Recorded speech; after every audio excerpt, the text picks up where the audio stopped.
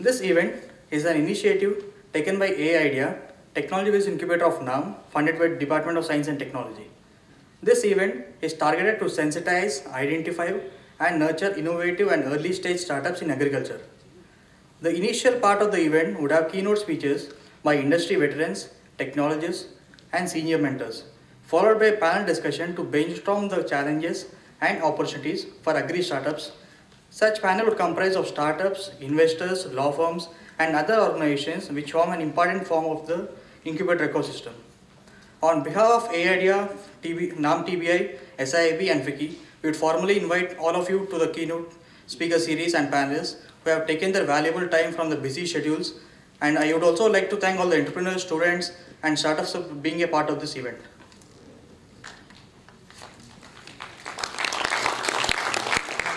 May I now request Dr. R. Kalpana Shastri, Director NAM, President AIDEA, to present the bouquets to the key speakers of today's event and Director SIIB.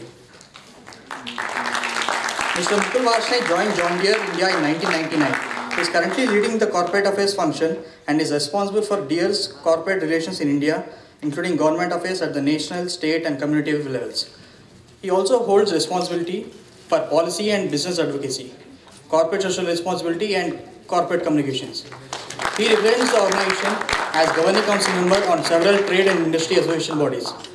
Mr. Mukul brings with him over 26 years of experience in channel management, strategic planning, sales and marketing, business development, and biofuels management.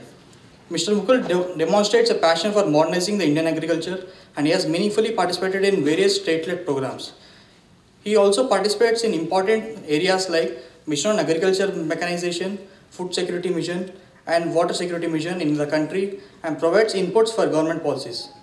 He has been council member for Vision 2020 Cotton Mechanization Program. Mr. Mukul Varshney holds a graduate degree in business from IIM Bangalore, a degree in engineering from Allahabad University, and a certified coach from Neuro Leadership. May I now welcome Dr. A.S. Rao, President of Indian Innovation Association, onto the stage.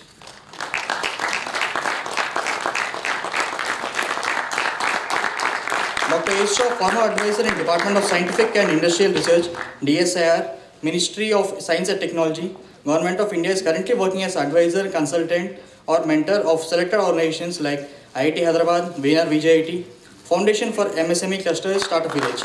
He is also elected as a member of Executive Committee of International Federation for Inventors Association and invited to join AP State Government Committee on Innovation Society. I would like to now, May I now welcome Director SIAB, Dr. Ashmita Chitnis, onto the stage.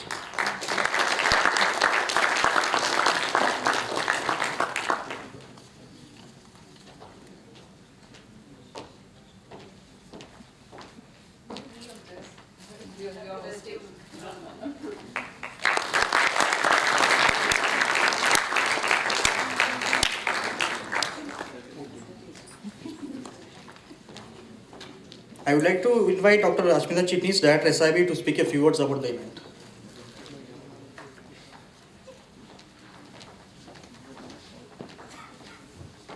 Thank you. Good afternoon, everyone. When Dr. Nisha, my head of the department, agriculture department, she came to me saying that there is some startup Samvaad which is going to happen. Can we collaborate? I said, who is organizing it? So when we heard about NAM, I said, yes, then we are natural collaborators. So we can definitely have it in our institute. And it's a great pleasure to have so many dignitaries. And in such a short notice, I think they have organized everything. So congratulations to the organizing team. Welcome to SIIB. So many of you might have come to Symbiosis for the first time. So just briefly to tell you about us. We are international university having more than 40 plus institutes. SIIB started in 1992 with MBA in international business.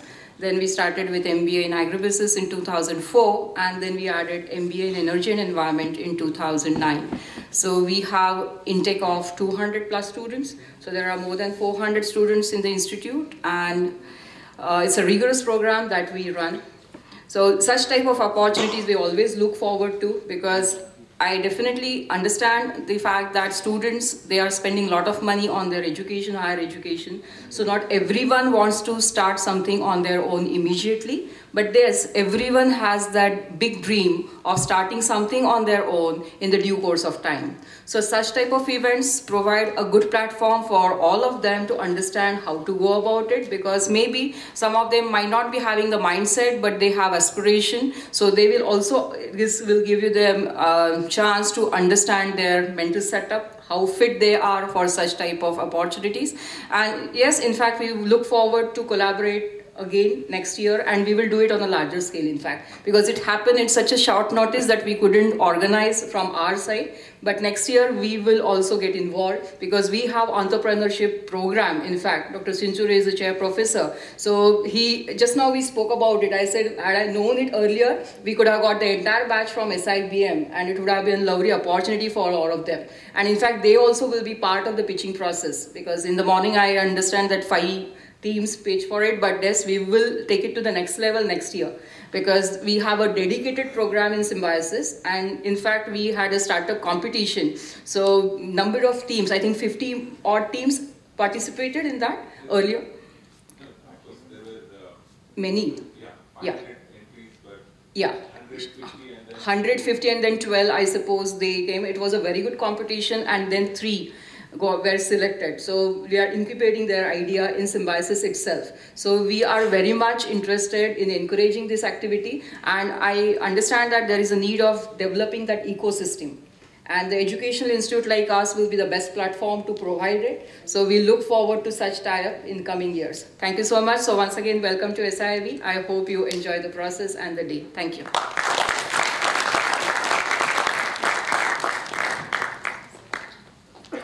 Thank you, ma'am. We assure you the partnership for the coming events also. I would like to invite Mr. Vijayan Adiminti, Chief Operating Officer at AIDIA, to present about AIDIA Incubator of NAM. Hi, good morning, good afternoon everyone. This is Vijayan Adiminti, Chief Operating Officer at AIDIA, the Technology Business Incubator of NAM. Incubator supported by the National Academy of Agricultural Research Management and the Department of Science and Technology. We happen to be one of the very few agriculture-focused incubators in the country. We fall under the Startup India portal. We are one of the 120 incubators falling under it. So what we do primarily is we try to build up the ecosystem in agriculture. And how is that?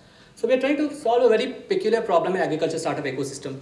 When we talk about startup ecosystem, we always hear about IT, healthcare, clean tech, energy, education, these kind of startups, but not really something in agriculture.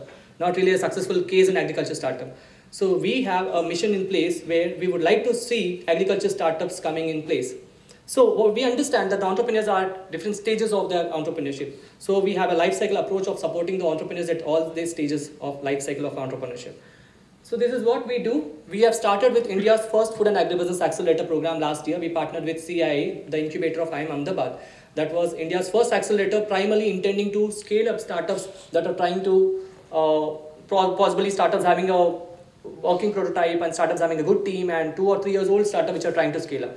This accelerator, we had around 200 startups pitching in, and then we shortlisted 8 startups. The 8 startups cohort was rigorously mentored and networked for around 3 months, followed by an investor meet, a demo day at Bombay, wherein around 8 out of the 8 startups, we got 3 startups getting funded. So that was one successful case.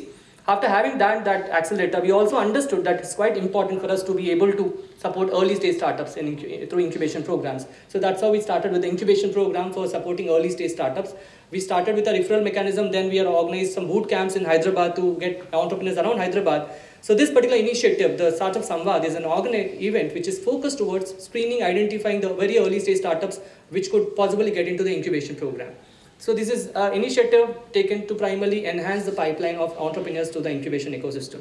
Apart from this, we also understood that around 400 plus startups who have applied to various programs in the incubation acceleration programs of us, 90% above of the entrepreneurs are from non-agriculture background. It's good that there are a lot of non-agriculture graduates are coming and have passions towards agriculture, but also it's equally important that we bring in the agriculture entrepreneurs, the ecosystem which is not really sensitized. So with this objective, the Academy at NAM has taken up initiative of sensitizing the students' ecosystem. So we have launched 3 such sensitization workshops and ideation events, what we call Krishi Kalp. We have done one in Punjab, another in Kerala, and other in Hyderabad, primarily to call up innovative early stage student startups with their own ideas to be pitched before a group of experts.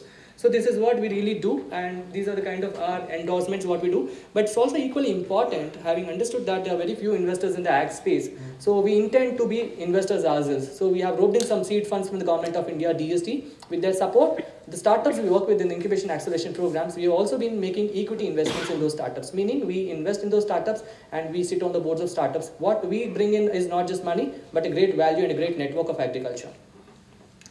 So these are the tech areas we support. We have a value chain approach of supporting the startups at all the stages of agri value chains, startups and technologies, from the farm sector or the technologies that could bring in efficiency in the farm operations, to technologies in the supply chain, to technologies in the front end. We focus on technologies in the food and agriculture domain. There could be technologies that you could see like ICTs and IoTs or precision farming and agriculture, to soil, water, weather innovations. So these are a gamut of technologies that we support. We have been moving very quickly. 2014, AI Idea was formed. 2015 onwards, we are quite active in the ecosystem. We started with the accelerator program, then we moved to boot camps, run to incubation programs. We have set up our facilities and put systems in place. We've also done boot camps and early stage programs. The other part, what we have also done is we have potentially listed out the technologies developed by scientists of ICR through a technology repository. There are 600 technologies developed by ICR scientists which are ready for commercialization, which are ready for licensing on a non-exclusive basis. We have listed them on the AIDEA website, which is www.aidea.nan.org.in. So we are likely going with the most speed, and we have one startup which we have invested, a startup called as Flybird Innovations, into smart irrigation controllers at Bangalore. We have co-invested with CIA, Belro and other investors. We have another 3 startups in the pipeline of investments. So these are the kind of the endorsements of our actions and our own mission what we have. These are a couple of startups what we are supporting. Startups, I'll not get much into it because of time constraint. We have startups in A2 grade milk to millets to quinoa, startup working in hyperspectral imagery, startups specializing in ICT platforms for agri input distribution or agri output marketing. Likewise, there are many interesting startups you can happen to visit on our website. So these are a broad range of the partnerships and collaborations we have. We have institutions ranging from incubators to the ministries to institutions which bring a lot of value and prototyping facilities. We also have a lot of investment networks. A couple of investors are also going to be a panel towards today. And we also have a couple of institutions which help us in the technology licensing and commercialization activities. We also have collaborations with legal firms which help the startups. Overall, we are trying to bring the ecosystem together, bring startups closer to the wide ecosystem, which could be investors to angel investors, or maybe the other ancillary support, business support services that are required for their growth. Thank you so much, and I would like to call up Mr. Mukul Vashne for his lead speech.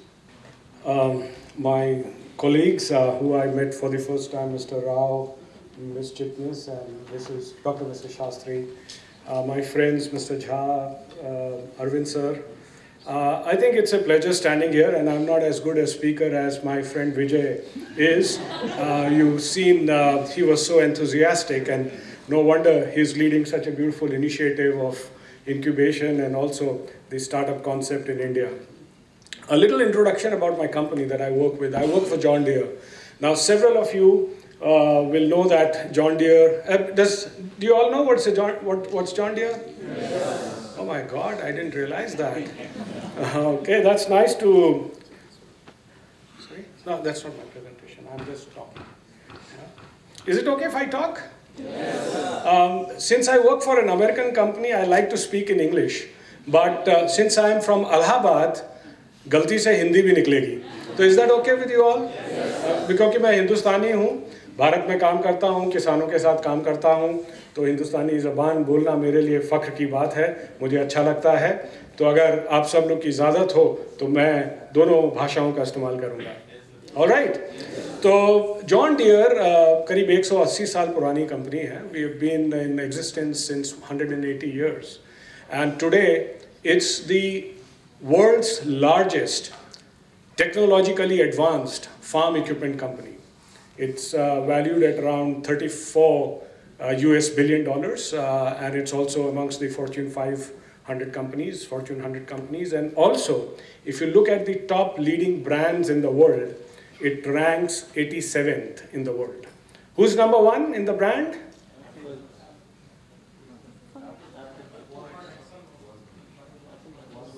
Have you heard of a company called Google? Yes. Okay, so probably Google is number 1. Who's number 2 then?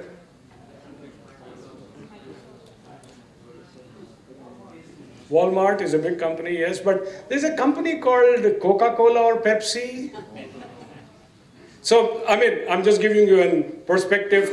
There are companies like this, they actually hold, and they have been holding the top brand slot for several years, largely because everybody likes to Google on a smartphone these days, so that name is so common to them. बहरहाल, तो 180 सालों में John Deere ने क्या किया? अब, one is that we probably are known because we are the technology leaders, but the thing is, John Deere has been responsible. And please listen to the word called responsible.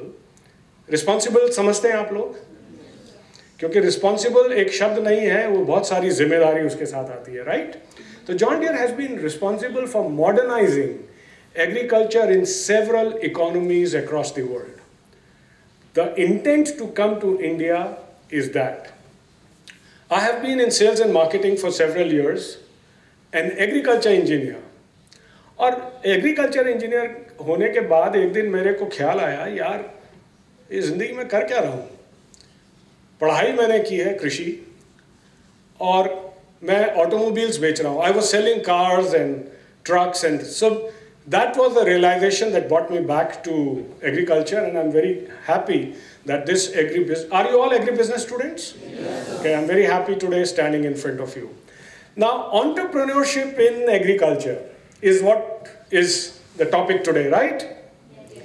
Entrepreneur क्या होता है? I mean, who's an entrepreneur, and how do you think he differentiates himself or herself from the rest of the world? Anybody want to take a guess on this? Yeah? Oh my God, what's your name? Hello sir, my name is Rutuja.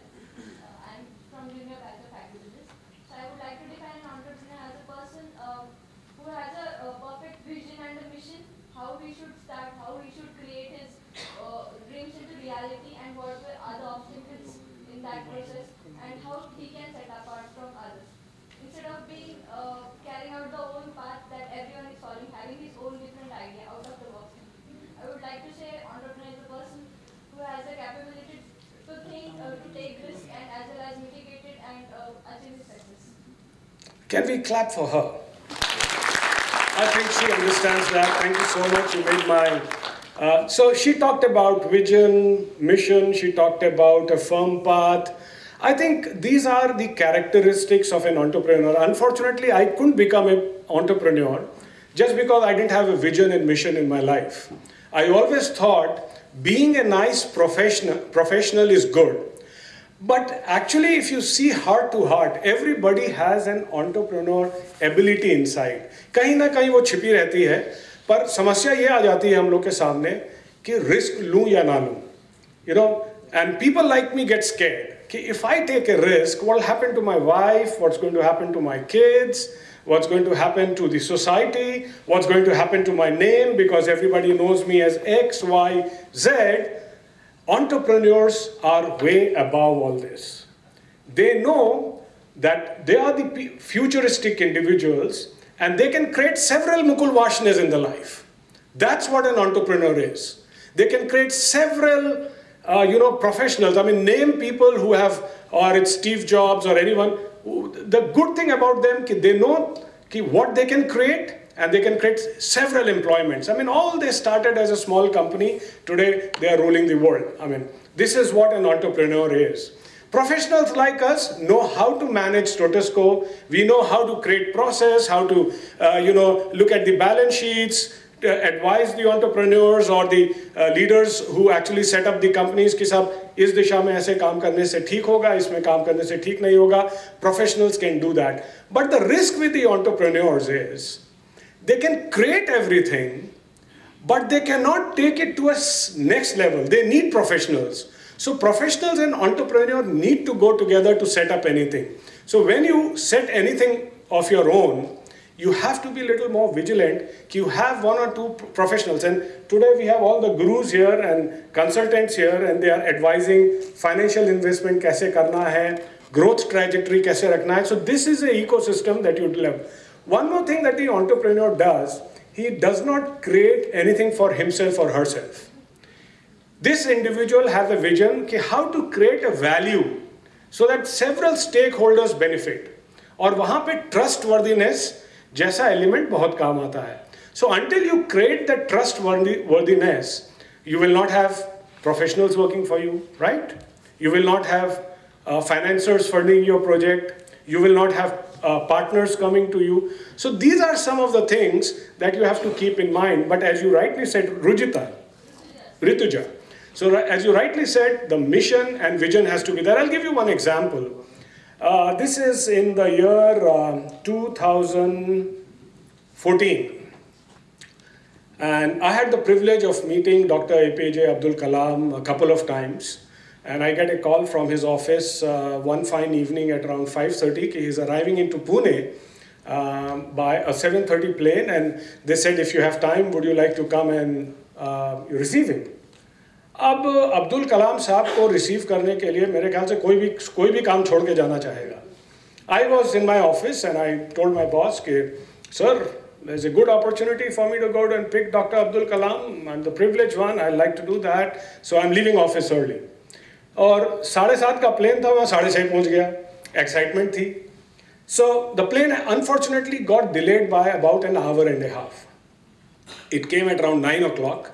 And since I was invited from his office, I had the pleasure to go right up to the tarmac, right up to the the staircase from where Dr. Kalam came in, and he's the ex-president. He has the Z-Press security around him, the ambulances and the police. So the car that he was to sit in was right next to the stairs. So he got into the car, and Mr. Sheridan, who actually invited me, was there and said, Mukul from John Deere, oh yeah, I know you, we have met before, come in the car. So I had the privilege of sitting in the car. Now look at a visionary like Dr. Abdul Kalam and look at a non-visionary like Mukul Varshney, the gap in understanding. He asked me, what do you do? Anybody will ask that question to anyone. The first thing that you say, I work for John Deere, right? You would say, I am a CEO of this company, or I am a senior manager, whatever. That's the first statement that anybody would want to introduce. What do you do is a simple question. My first reaction to that was, I work for John Deere. He said, no, I'm not asking you, young boy, which company do you work? I'm asking, what do you do? And I took a moment and I said, sir, I'm the vice president or the director. See, my friend, I'm not asking you a designation. I'm asking you, what do you do? Now look at the depth of the question and the simplicity of the question, but just because we think we are very smart, we don't understand the simplicity in life. We always look at complexities in life. And this is what differentiates an entrepreneur from the rest of the world. My question that I asked you, I was looking at this answer. So it took me a moment. And then I said, sir, we are into agriculture and, we bring solutions. So he says, no. That's again, I know what John Deere is. I'm asking you, what do you do? In fact, what he was looking from me is the contributions that I make towards the society. Is something valuable that I'm doing. So when I told him after a few minutes, and these squads, they just run by the red crosses and they don't stop. They are the VIP cars, and we were about to come to the rest house. And I was like a little nervous, I shouldn't have taken so much time to respond. Then I said, sir, I actually help small and marginal farmers improve their yields and thereby making them more profitable. He said, that's the answer I was looking for. And how do you do it, was his second question. The point I'm trying to make here is, at any level of professionalism, sometimes we are so hardwired on the understanding which an entrepreneur, he actually looks everything out of the box. And that's why entrepreneurs typically look at opportunities in much wider and a possible manner than a professional can look into. So that's another feature of an entrepreneur. Coming to agriculture, I want to share very quickly with you. मैं agriculture industry में करीब 25 साल से हूँ. बीच में थोड़े समय के लिए ऑटोमोबाइल में चला गया था. I was selling, jeeps, trucks and cars, and then came back to agriculture when John Deere came to India. Now, उस समय आज से 20 साल पहले, and all my seniors are sitting here, and they would agree, when you go to a government the government would say, okay, we know everything, you just keep. Industry ko, they never used to like to listen to the industry or not to the farmer also. Because the government was so arrogant कि उनको ये लगता था सारी दुनिया की ज्ञान उन्हीं के पास है, politicians ऐसा सोचते थे. And therefore, the industry-government relationship never could stabilize. The industry could go. अब उनके मन में आया कि इस सेक्टर को थोड़ा प्रमोट करना है, तो there they would listen, but agriculture was the last. The vote bank was agriculture, but the development in agriculture was their last priority. 10 years later, I think the government changed its stand. They started to partner with industry, academia. They all started to come together. They started to listen, and a lot of new policies started to come. But I think it has significantly changed over the last 2-3 years. I'm sure you will all agree with that. Now the government is more proactive. And it is not only proactive, but it's actually encouraging several areas of agriculture. Now, agriculture, the biggest problem is today, even today, the seed. Start from the seed itself.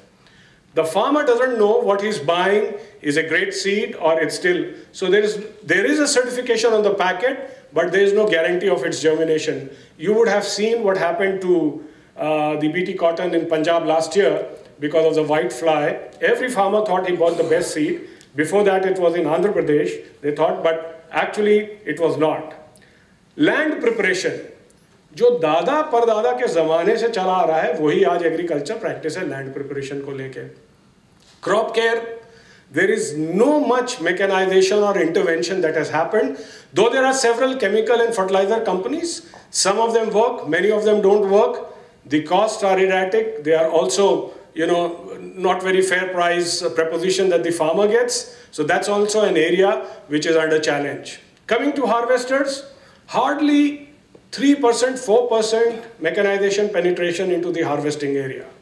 While the land preparation still has about 75-80% of mechanization or solution, but the harvesting and the post-harvesting is still at a very initial stages. Come to procurement and processing. I'm sure you know, all agribusiness students, that 40% of a farm or the crop loss or the produce loss is at the farm gate, just because we don't have.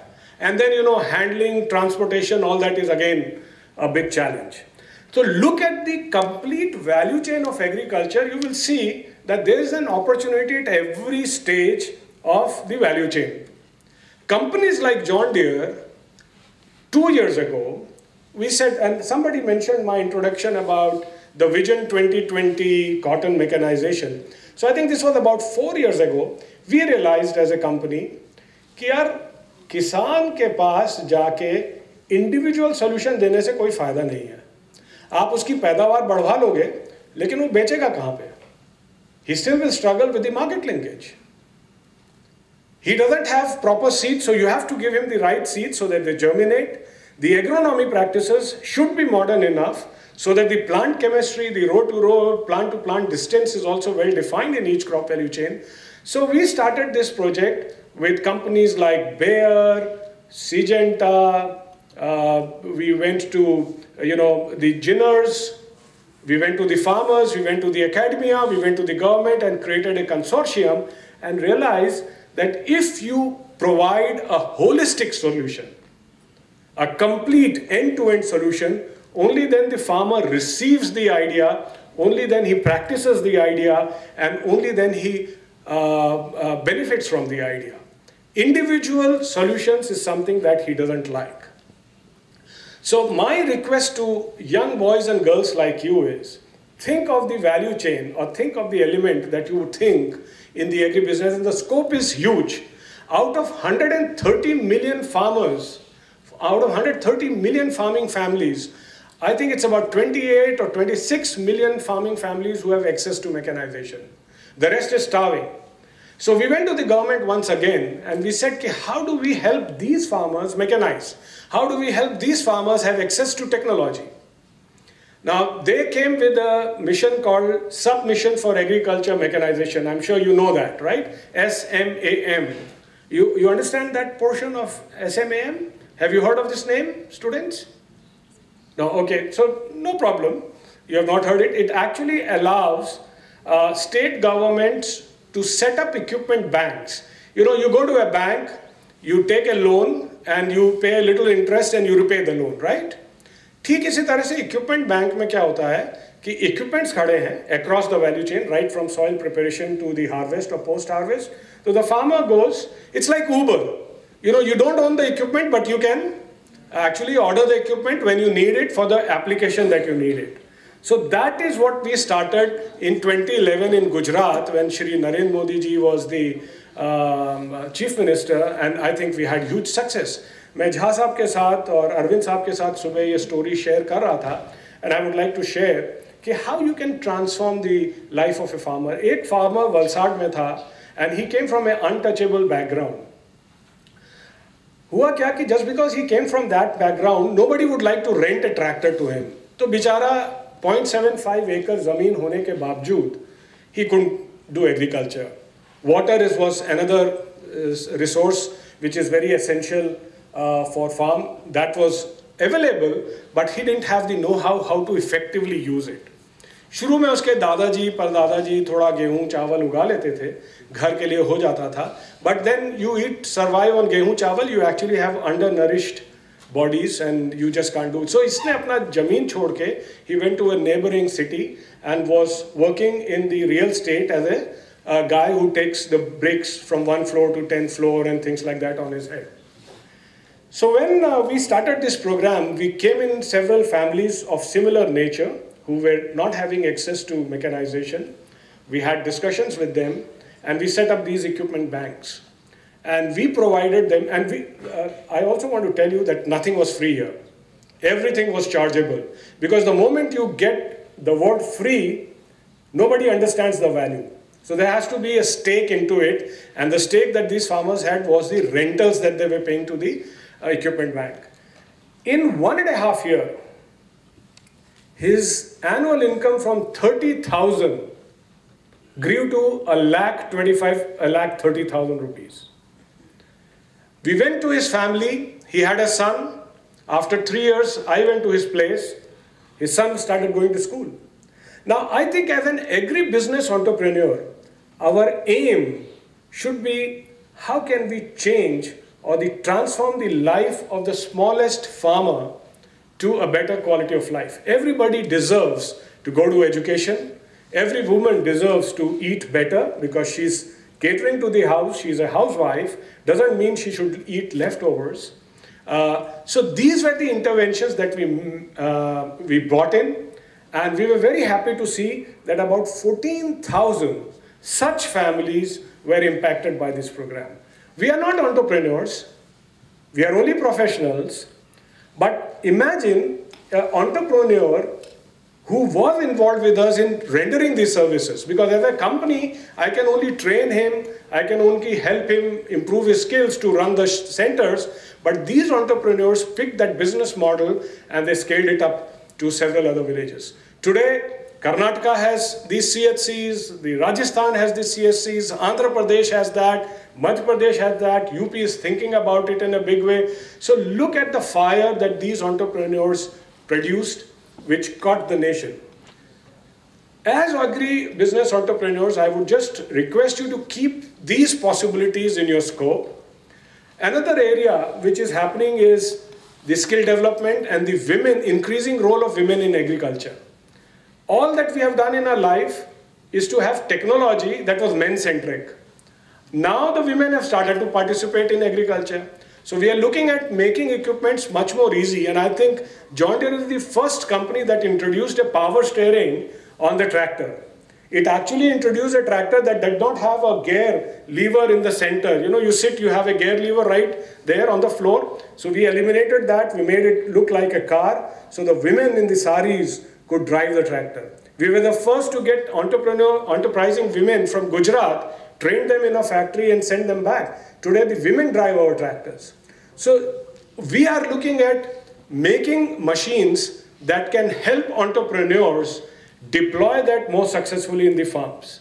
We partner with several NGOs who actually help us.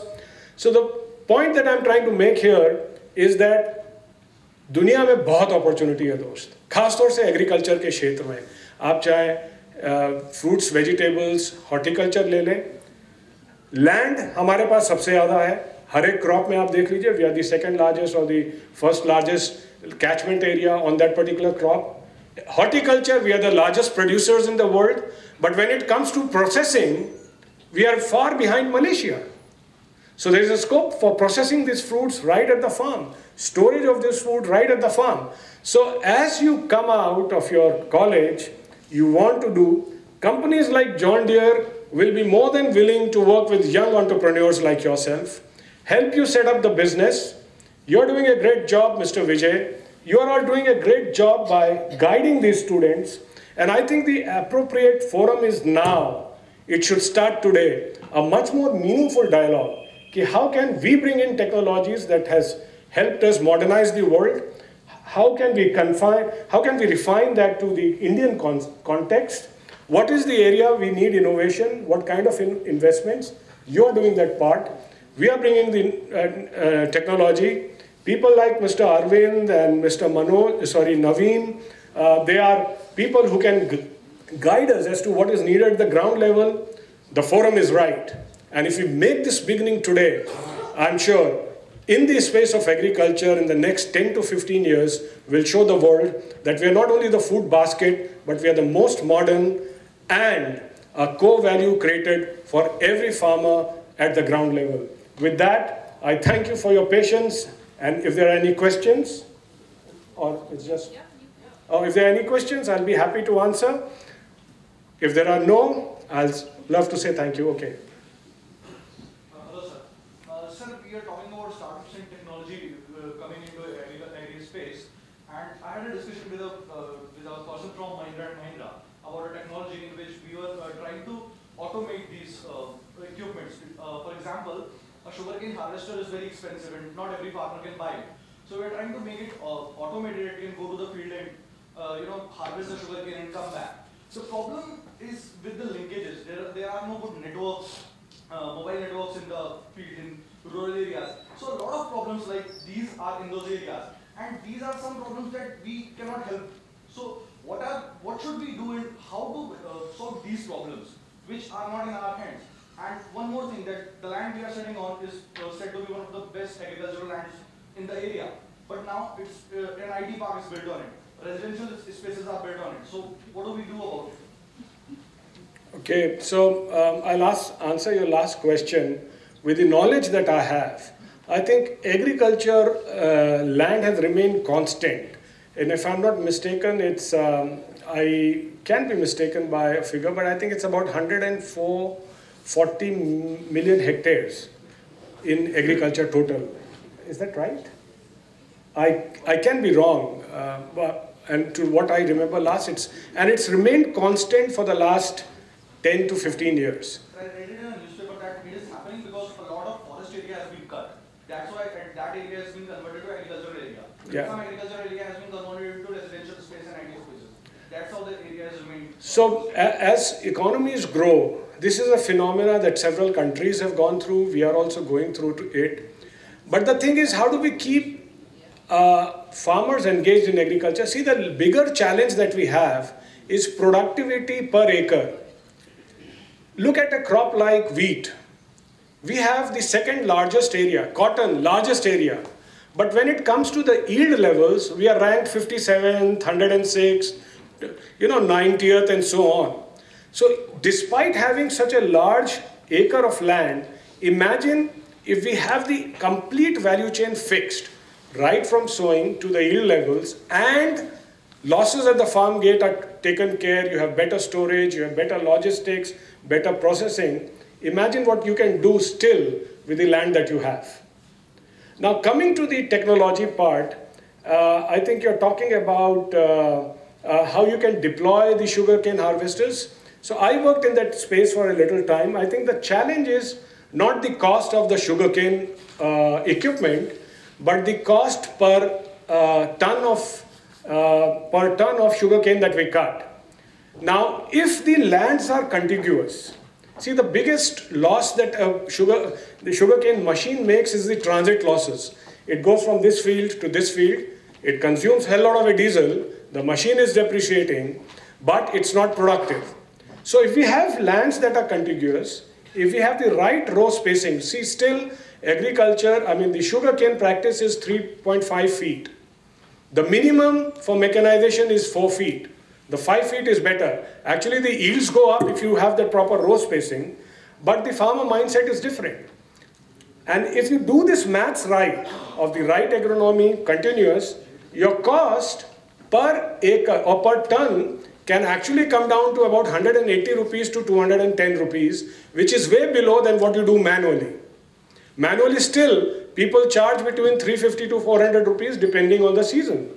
So the equipment cost is irrelevant here, but the deployment cost is what matters. The cost per ton is what matters, and I think the whole trick lies there.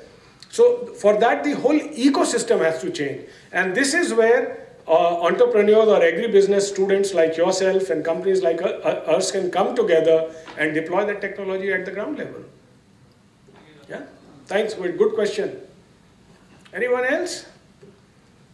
All right, with this, I thank you all for your patient listening, and we look forward to working with you in the times to come. Thank you very much. Let me now quickly introduce Dr. R. Kalpana Shastri, one of the keynote speakers for tonight. Dr. R. Kalpana Shastri is currently working as director in ICAR NARAM at Hyderabad. She has obtained her PhD in mycology and plant pathology from IARA in New Delhi and a specialization in diploma in patents law. She started her career as a scientist at Center Plantation Crops Research Institute, Kasaragod in 86. Later she joined Directorate of Oilseeds Research, Hyderabad in 87. In 1996, she joined Agriculture Research Management Division in NAM as senior scientist, and her research areas included agriculture innovations, intellectual property management, policy issues in agriculture research management for the national agriculture system in India.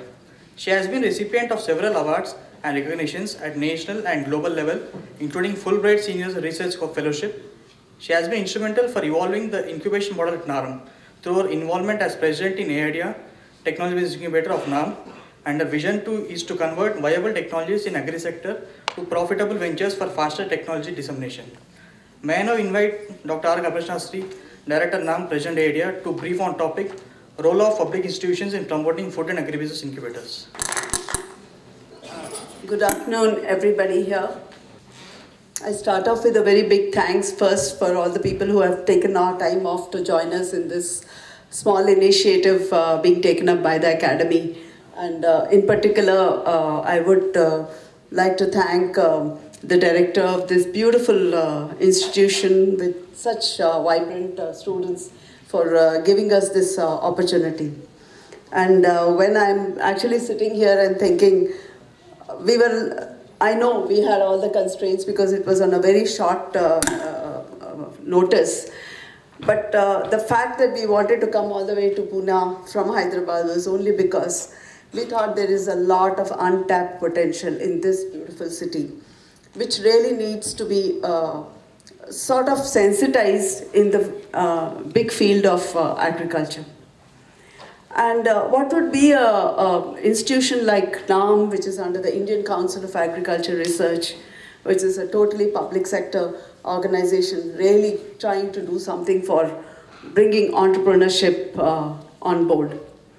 I'm also coming from an academy which is not a technology generator, which actually doesn't create technologies, but then it is also at a very pivotal point geographically also in the center of the country, and also in the center of our own system of Indian Council of Agriculture Research, that we represent almost 109 institutions across the country which are actually the technology generators in the national agriculture and research system.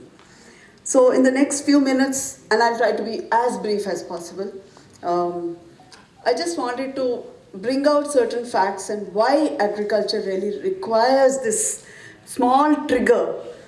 And how many of you students here are from agriculture background? Not because you are now in symbiosis. Are there anybody from Rahuri and other colleges? So good to see hands here. One of the very rare occasions when I'm seeing more of agri students also coming to it. That's exactly what I really wanted to happen. In the last two years, we've been trying to do these accelerator or any programs. We find a lot of enthusiasm coming from several colleges across the country. And it's been a fantastic and exciting journey. Right from Guwahati onwards, we've had interested people coming in. But whenever I look at their background, they're actually engineering students who don't want to take up jobs, who want to get into this space, and do have blocks, primarily because they don't understand what is happening in the agri space because they're not trained. Not that I'm saying it's a special field, but you must all understand that it's a very dynamic field. It's a very complex field. It's not so simple that there is a farmer and who's just waiting for some solution and we give the solution and it takes off. I know investors are here and I'm saying it with very caution. Even investors look at it at a very high risk proposition. It's very high risk. So to attract people into this thing, to trigger that small, innovativeness with little money, everybody is watching it from the periphery. To jump into the well, it takes a little time. And that's what I'm trying to tell you through this. Now, I really don't know how to, okay.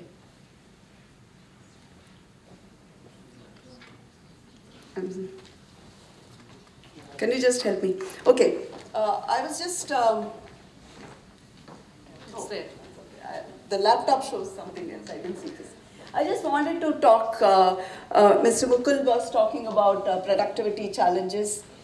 Yes, a lot of things are said. Everybody is very happy that agriculture has given you the solution through the Green Revolution days. But that's all past history for us.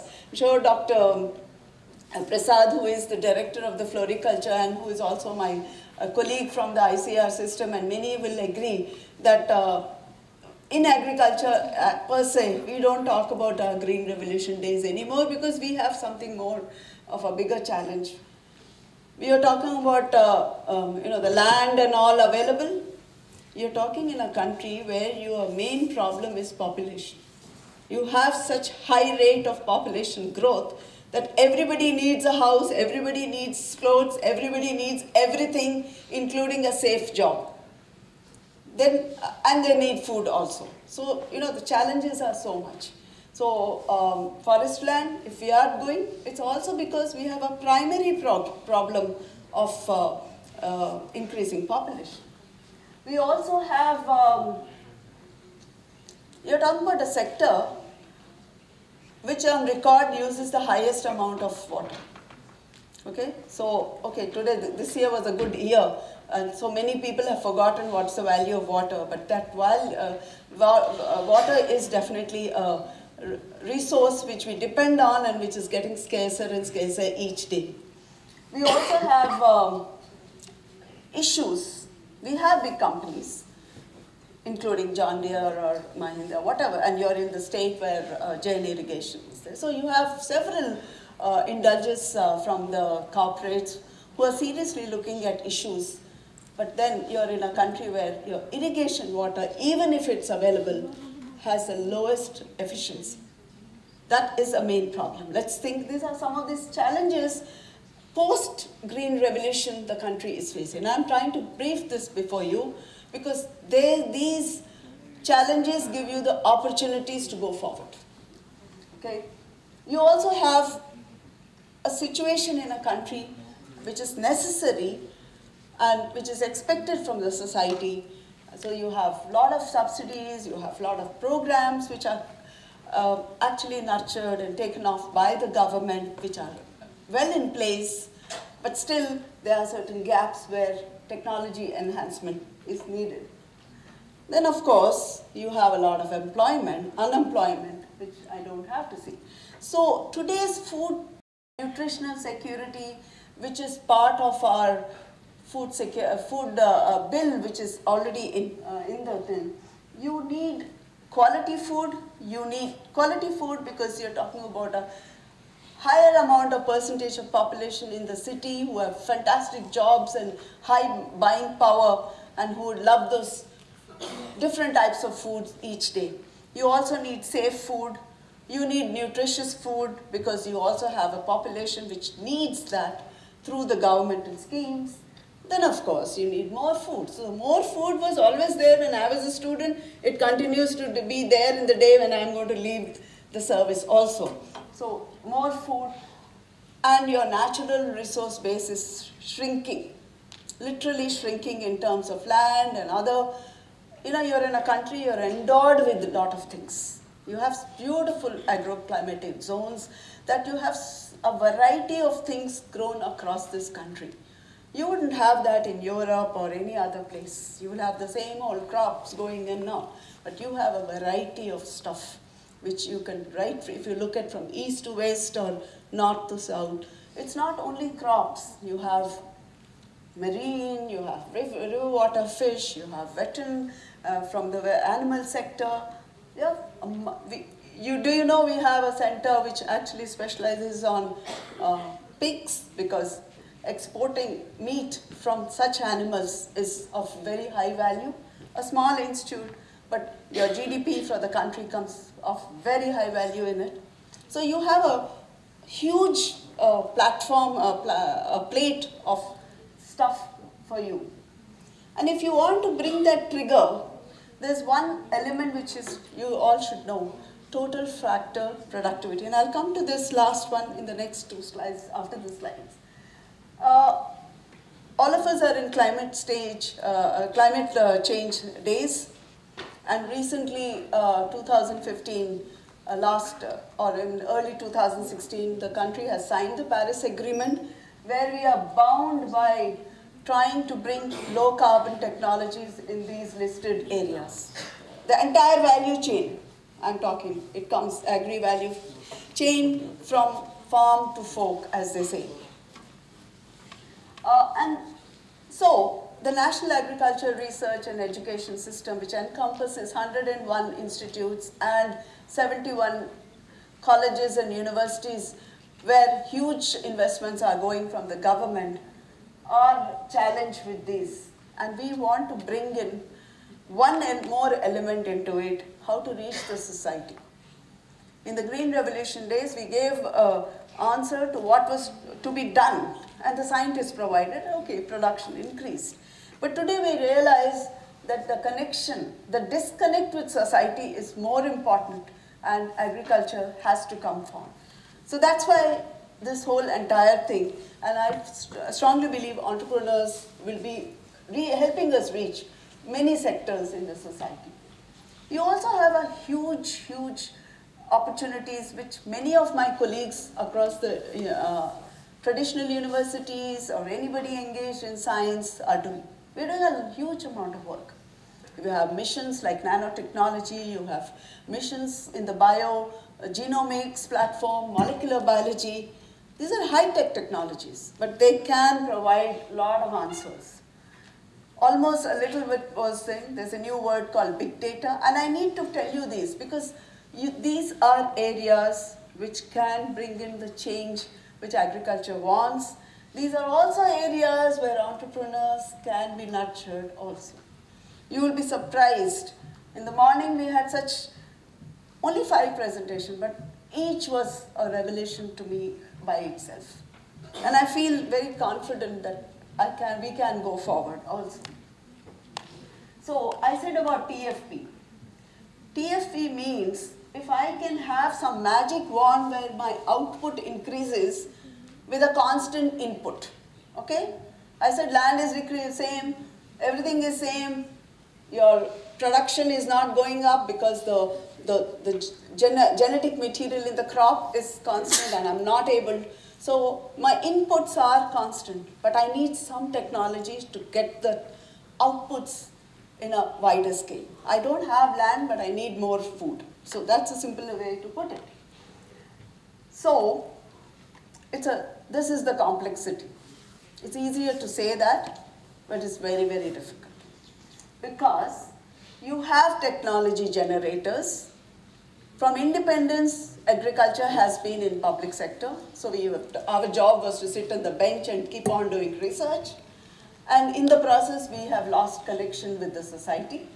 for whom we are actually working. We also have a very small segment, and I tell you, young students are here, it's very, very exciting. Lot of innovators at the grassroots levels who do not even go to school like you and me, but are in the farm and challenged with small issues like water doesn't reach there. They come up with fantastic ideas to solve the immediate problems. They don't care about business. They only bring up these solutions to solve their problems at the. Those are opportunities to be taken up in a larger scale and upscaled. You don't have to be a creator, but you can definitely take that trigger to a larger level because you are well placed today in the society, you're getting educated, you know what are the market forces, you know everything what he probably doesn't know, but you do not have that idea what he has at the local level, which he helps to solve immediate problem to when he's doing agriculture. So those are called grassroots. So that first one is that, and then, so if that is, and of course, the national system we keep doing. So you have people from, the colleges in Maharashtra, you say so many of them. You have all my colleagues who are based in Pune. We have 3 institutes. Institute on onion and garlic. We have an institute on grapes. We have an institute on floriculture. Why did we have it here?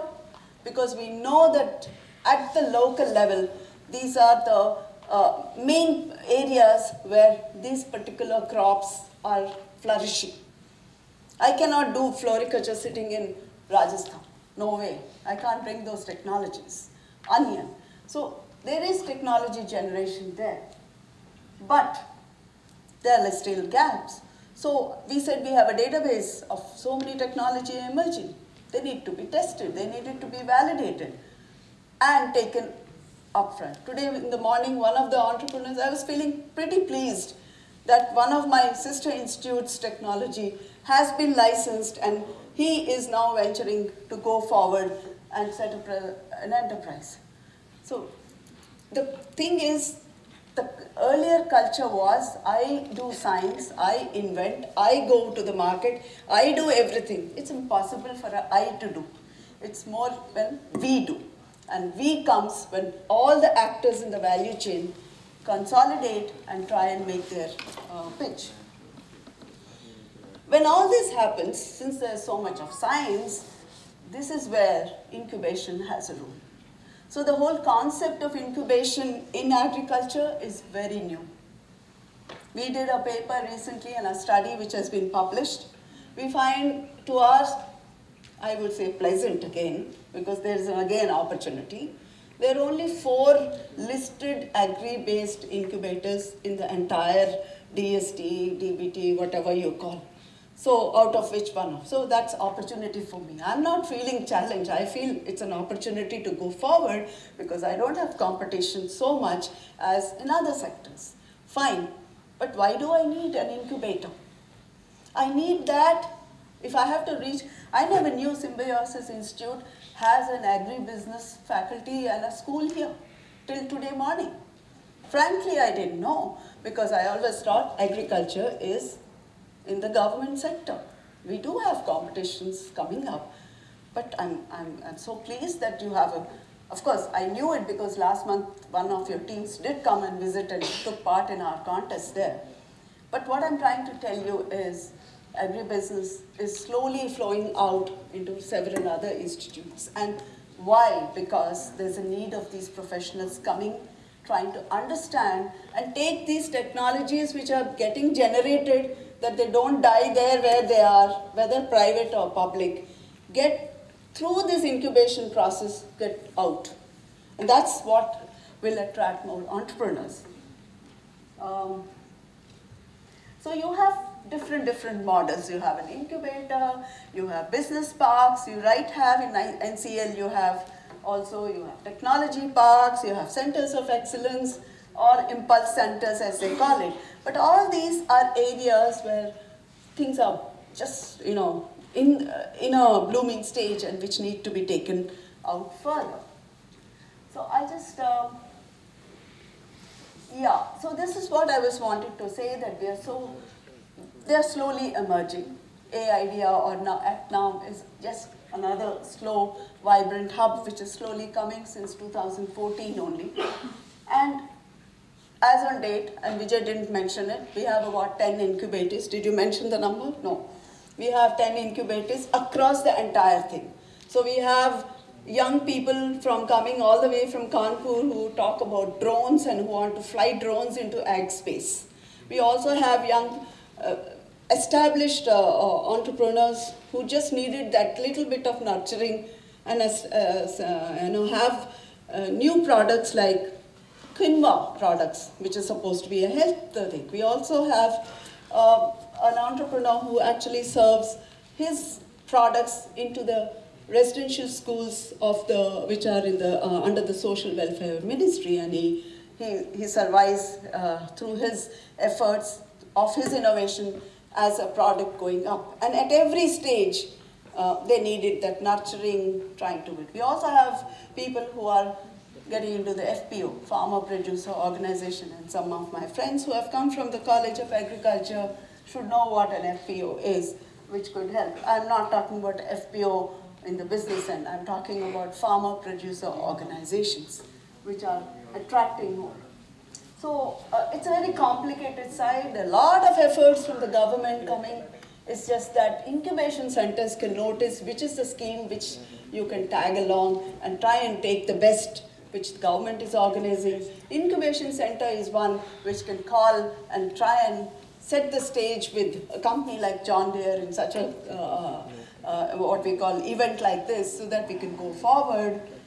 There are a lot of opportunities. I probably would have not met my colleagues who were with us in the morning had it not been for this effort through the incubation centers. So those are important to have in place.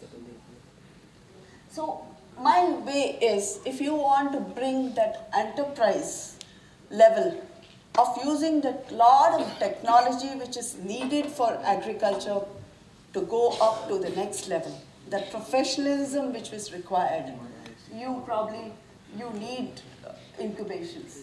You need a lot of my institutes, a lot of technologies are generated, and you probably will not even know.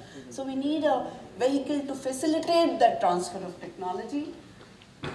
With again, then bring those ideas which young people, I mean, even if there were 5 presentations, fantastic it was to hear some of those ideas coming up, but they need to be nurtured. They really need a lot of nurturing, which incubation centers should do it, and bring that a little bit of fast-track development so that agriculture is not seen as always on the slow track and not on the fast-track movement. And also, at the end, create more jobs. I think I did say in my earlier slide that unemployment continues. And this is one sector we are charged to increase the GDP also, which has been dwindling through agriculture. And services, ICTs, IoTs, these are the areas where livelihoods can definitely be enhanced. And that's where what Mr. Mukul was saying, at the end of the day, we would like to reach society through these efforts and to take a call on it. So that way, we feel we'll have better economic development, and those communities at the rural would be there, but they get the nurturing. We would love to see a day where people don't move out from the villages to the cities because there's no opportunity there. I would love to see a day where people move from here to the other side and see there are more opportunities there. So at the end, it is through incubators that this trigger can take forward, which I was referring.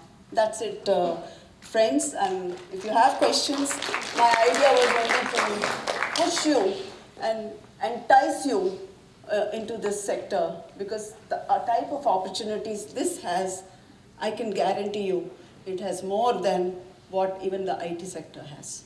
Okay, thank you. Thank you, ma'am. I would now like to invite Dr. S. Rao, President India Innovation Association, to speak on global scenario for agri startups. Good afternoon. Very happy to meet the young startups and brilliant students of Samvaad. Indian Innovators Association is a non-government organization, and it is managed by volunteers, and I am one of the volunteers. And we are a part of a global community which is mentored under a IFIA, International Federation of Inventors Association. So it has got about 80 members from about 80 countries, and we represent India. And what do? We connect innovators to the market. That's the primary job. Since we connect innovators to the market globally, we have an exposure to what startups across the world look like. So let me try to give a scenario about the startups across the globe. Then after that, probably we'll have some discussion. Okay. From simple discussion perspective, I categorize the entrepreneurial opportunities into two. Those business opportunities that use proprietary technology and those business opportunities that do not require proprietary technology. Is for the discussion part. Okay. And I'll give several examples in both the categories to illustrate the point, and after that we'll have a discussion. So proprietary technology, I have several examples from UK, Germany, all this I'll just explain a little. Then generic technology, that is a technology which is available at a price. Again, I'm categorizing in two categories. One is that a generic technology business advantage is through a system integration. I have some examples. And then the most important is the generic technology which is driven by pure entrepreneurial energy. I have a few examples there too. Okay? So shall we start looking at the examples? Yes, sir. The three categories are clear? Yes, sir. Okay, start. This is a technology company in UK. They work in an opportunity area called nitrogen fixing. And I understand I have an expert in agriculture here, expert in agriculture here. All of you are experts in agriculture. Yes, right? So I do not want to explain anything about agriculture science because I am totally ignorant about agriculture, right? But I know about the opportunity. Nitrogen fixation is a big opportunity area, right? And there is a lab, and there are many labs, including our ICAR labs, who have been working on this technology. And the technology was developed by UK and transferred to one organization. This organization is working on a nitrogen fixing, right? And this technology of nitrogen fixing is made, again, execution is important. There is the business. When there is the business, how do I really fix the particular thing? The seed can be dressed in a particular way. So that is the business of this particular organization for nitrogen fixing. So I putting in the category of a proprietary technology because this is a research-based patented technology, obviously. So it is a proprietary technology. Agree? Next one. The other one is in Switzerland. So this is a crop monitoring system. The crop monitoring system by a drone, right? So they use the reflected light of the particular crop. From outside of the reflected light, they make an assessment about the soil condition and the crop condition and give the advice ABD, right? So again, this is a highly advanced technology. I say proprietary technology because you are talking about a refracted light from the crop seen by the drones and the sky. Okay? Next. This is from Germany. Aquaponic farms are known. You have got a fish and the agriculture together. They are mostly in the research stage, so there is a lot of problem of which is a waste, which is the byproduct, and a commercial technology has come, and one of the companies that has come with the commercial technology is in Germany. You can have fish and you can have the vegetables growing together in a commercial environment. Right? Then I'll come to the other one. The food shortage is a big problem, and we are talking about edible insects. So we say, I do not eat insects, I do not know any of you eat insects, but in China, most of the people eat everything. So we say China, they have no food problem because they eat everything that moves. So, and they're lucky people because they'll have no food problem in the coming years. Indians are bound to have a tremendous problem in the coming years because we are very particular about our food habits, which is going to be putting us in a dangerous criteria. So, world over, scientists are trying to develop a edible insect in a manufacturing way, right? And so, this company in France is one of the startup company which is doing a wonderful job of manufacturing insects initially for the agriculture purpose, because for the agriculture purpose also you need insect. Ultimately the goal is that it will be an edible insect which will be eaten by you, me and all the people together. I hope I will not be required to eat it. Right. Then we'll go to Sweden. Algae is something all of us know about the algae, but algae in a commercial scale was not really made because the continuous production of algae in a movement, it's not a static way of growing, but a dynamic way of algae has not really come to the commercial stage from many people. So some people develop it. So the Sweden has a technology, very advanced technology on manufacturing algae, and this they say is with the omega-3. So the what we generally take is from the fish and all those particular things. Omega-3 is required from other seafood, right? So, and we see that is disappearing. So these people came with algae with the omega-3 properties. So it's under startup from Sweden. We'll come to Netherlands. These Netherlands persons have provided, this is what they say, vertical farming is something all of you are familiar, right? So vegetables, everything is growing vertically. So most of the verticals have got a lighting arrangement which is using the standard LED lights. So they came with the advanced technology of a vertical farming, and each plant has an ID. Like all the students have an ID, I have an ID, all of us have got Aadhaar card. Each plant has got its own ID. Based on the ID, you make a customized inputs to the particular plant. So each plant is grown as an independent entity. That is the technology of this particular company, startup company from Netherlands. Finland. These people, they are basically surviving on exporting fish, and when you export fish, most of the fish contains water, right? So you export fish and you put lot of ice and then export it. So you export practically ice, and which is very expensive way of doing it. They say if I can chill the fish to such a level, I do not use ice, then I'll be saving a lot of money, and the fish also will be tasting better. Of course, I do not eat fish. Most of you must be eating fish? Yes. Good. So the coming years, you'll be getting salmon, and it's a very tasty fish, right? That fish from all the way from Europe, which comes to India all the way without a icing. There's no ice on the fish. So you'll be tasting that fish in the coming years. This is what the technology from Finland, another startup company. My favorite is this technology from Israel. All of you know about the soil sensors. There are many soil sensors, and the adoption of the soil sensors in India is very bad because they are not really friendly, and it's very cumbersome. These people have made a soil sensor so beautiful. It is just take it, plant it, and the application is on a mobile. Nothing. You just drop it into the floor. You just dig it and floor it, and then your application is the floor, and everything is connected. Your soil conditions, everything is connected. The networking is made so easy. That is the Israeli way of making the technology so simple, so farmer friendly. This is one of the very popular technology and my favorite technology. Again, I say it's a proprietary technology because the miniaturization, making it farmer friendly, is a big technology.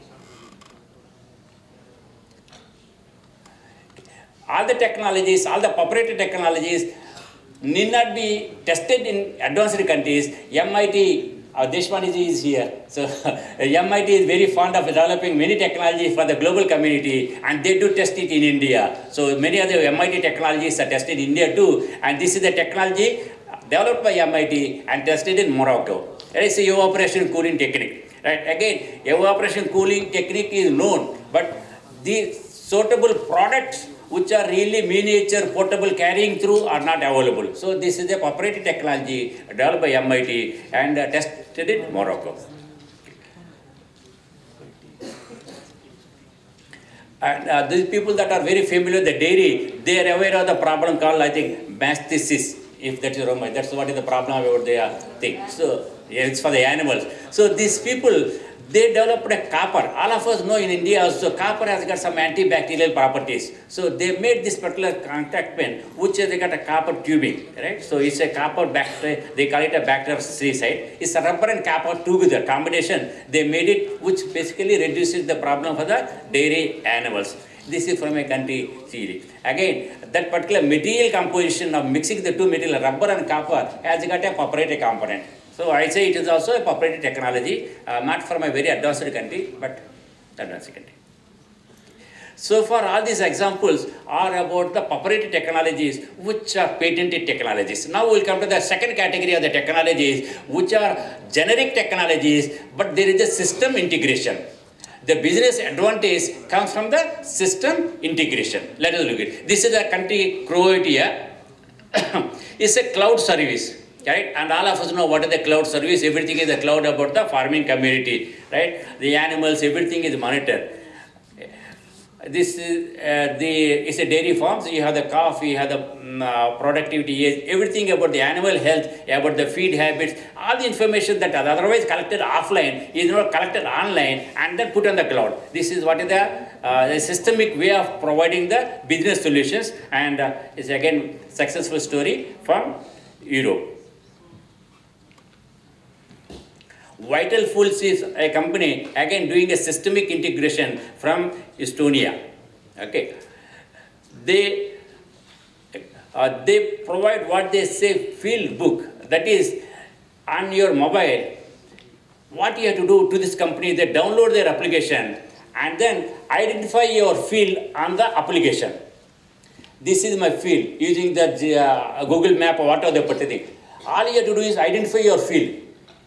Then the application will track it, and the application will start giving you advice about what you should do, what is the crop condition, what is the soil condition, what is the weather forecast. A to Z of whatever you want to know will be given to you at a very small price of 1.2 euros per hectare per year. That is the business model. Right? It's a simple Google map, but integrated with the application. So you identify the application, this is my field. And then rest of it, forget $2, 2 euros, you get all the information about your field, about your crop, everything about your thing. So this is what they say is required for absentee landlords. So we got many absentee landlords who never visit their field. So this is what is required for the particular thing. We'll come to our neighboring country, Pakistan, which has got something called a wearable device for dairy animals, RFID tags. Right? So all of you are aware of the RFID tags?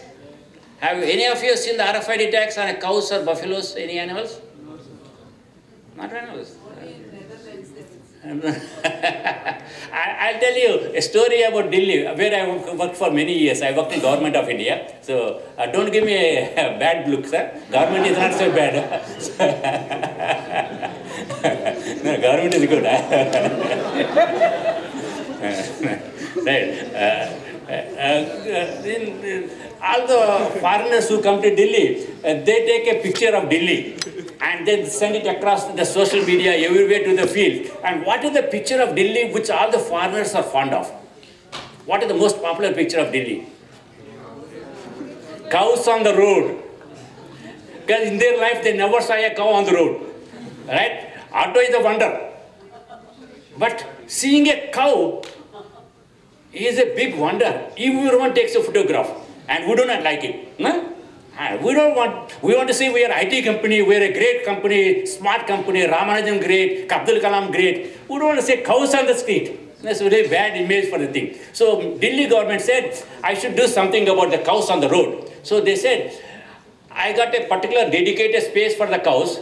And if instead of allowing the cows to litter, I bring the cow to this particular place, I'll give you 25 rupees.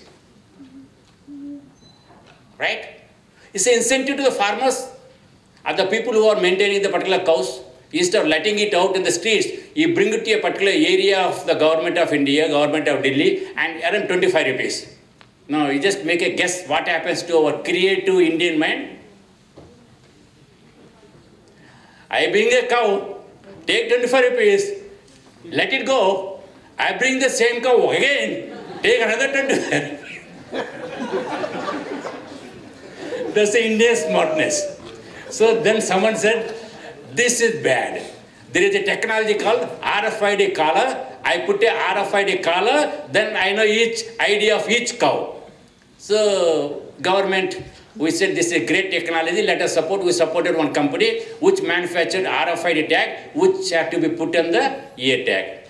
Everything is wonderful. Technology was proven. As Madam is saying, after the proving the technology, taken to the field is the biggest challenge. Then we wanted to take it to the field. Someone said, how we are going to do it? After this is a collar tag, it's a small tag. We'll just punch the cow ear and then put the tag. Oh, cruelty to the animals.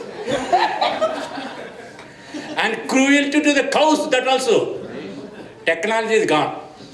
Okay, so that's the Indian way of implementation. Additional challenges of implementing a technology in India, right? So Pakistan doesn't have a problem. They do not bother about cows. They implemented it very successfully, right? So the technology is very simple. All of us know the technology. Okay. Now we will come to the third category of business opportunities using non-generic technology, generic technology, no system integration. What requires the entrepreneurial drive.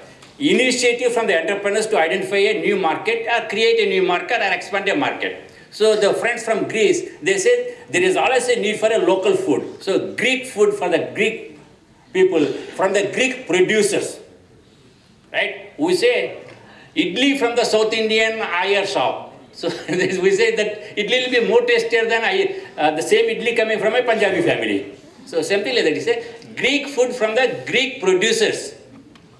So that means you get a separate market for the particular thing. And we do the same thing when you go outside also, when you are traveling outside, you always say that Maharashtrian snacks coming from Maharashtrian producers. Right? So it's a big value. From Russia, what they have done is that you don't want to eat outside, you don't want to cook everything. So you get everything you want to prepare. Everything is a package it comes. You prepare the whatever is required. All the ingredients will come to you. You have the satisfaction of cooking inside. So this is what we get in India too, and outside India also is very popular. So Russia again is an entrepreneurial opportunity. You get a sensation of cooking something without really saying that I have purchased everything. Right? Then the friends from Peru, they said, I want to be looking at responsible. Our friend has talked about the responsibility is a big word outside India. So they said, I want to be responsible. So I want to say, I want to have a training school for the farming community. I want to be socially conscious, blah, blah, blah. So this is, again, another way of communicating to the farming community. Okay. Now, this is something probably most of you seen. See that, how do I plant a carrot? Tomato, all these particular things. So instead of buying these particular things, seeds from the market, I buy in a part of a packaged paper. So the paper, I peel off the paper and then otherwise you put it here. Okay. So you got all the three examples. Clear? Those business opportunities that come from what are the proprietary technology, those business opportunities that are requiring only systemic integration, and finally those business opportunities that use generic technology, and all that requires is a big energetic push from the entrepreneurs. Good. Now, your choice. So, those people that feel that best entrepreneurial opportunities in agro business in India are use of a proprietary technology, please raise the hands. Yeah, proprietary technology from Madam and ICAR. So they are here, at least one or two people should raise their hands. Madam, no one is raising their hands, it's very bad. There are so many proprietary technologies from ICAR. Morning we heard about a beautiful technology which one person has taken, horticulture technology. Thousands of technologies are waiting for you to take. Proprietary technologies, patented technologies, big business opportunities. Okay, now silent, but please do explore it. Don't be silent all the time. This is a good opportunity. Second, we are supposed to be IT smart company, IT smart nation. So using a generic technology and using a systemic integration, mostly using the ICT tools. How many of you would like to pursue that line? No? You are all serious agriculture people, no ICT people for you. So the third comes straightforward, only entrepreneur energy, right? So generic technology, no ICT business, no cloud business, nothing like it. New opportunity, push it with your drive and energy. Is that what you are looking for? Otherwise you have to tell me what is the fourth category.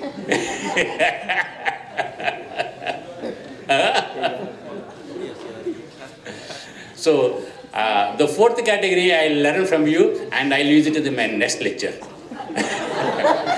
Thank you. Best wishes to each one of you.